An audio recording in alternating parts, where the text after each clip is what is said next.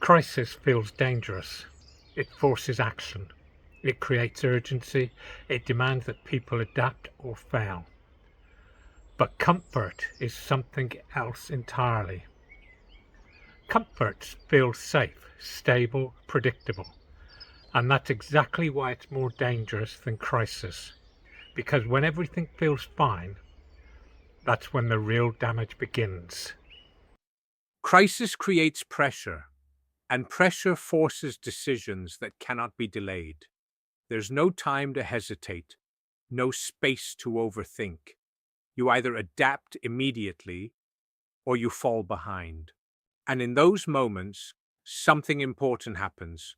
People become sharper, faster, more focused. They stop relying on what used to work and start figuring out what works now. This is where real strength is built, not in comfort, not in stability, but in environments where failure is visible and immediate, because pressure removes illusion and forces reality to take over.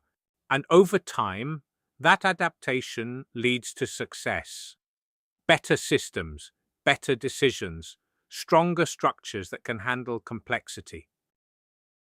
But success introduces a new problem, because once something works consistently, people begin to trust it. And once they trust it, they stop questioning it. And when questioning stops, improvement slows down. Not suddenly, but gradually, almost invisibly. This is the moment most people miss, because nothing looks broken, nothing feels urgent. Everything appears to be functioning exactly as it should. And that's because success creates stability, and stability removes friction. It smooths everything out, including the signals that something needs to change. And when friction disappears, comfort takes its place. Decisions become easier, processes become routine, and urgency quietly fades away. Now, this is where the real danger begins, because comfort doesn't feel like decline. It feels like success. It feels like control. It feels like things are finally working.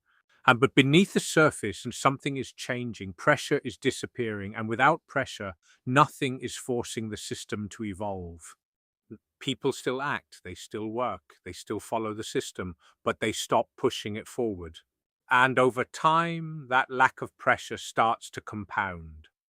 Small inefficiencies remain unchallenged, outdated ideas remain in place, and adaptation begins to slow. But here's the critical part. This slowdown is almost impossible to notice in real time, because everything still appears stable. The structure is still standing, the system is still functioning. And that illusion of stability is what makes comfort so dangerous. Because systems don't collapse when they are under pressure. Pressure forces them to respond. It forces them to adapt. It forces them to improve. Systems collapse when that pressure disappears and nothing replaces it. Crisis demands immediate change. Comfort allows delay, and delay, repeated over time, becomes stagnation. And stagnation is not dramatic. It doesn't look like collapse. It doesn't feel like failure. It looks like normal life continuing until something external changes. A new challenge, a new threat, a new reality. And suddenly, the system is forced to respond again. But this time, it no longer knows how. Not because it lacks power, but because it lost the habit of adapting under pressure. That ability slowly disappeared during comfort. And by the time the pressure returns, the system is already too rigid, too slow, too dependent on what used to work. That's the real danger. Crisis forces you to adapt. Comfort convinces you that you don't need to. And by the time reality returns, the system has already forgotten how. Every civilization fears crisis, but history shows they should fear comfort far more. Because collapse doesn't begin with chaos, it begins when everything feels completely under control.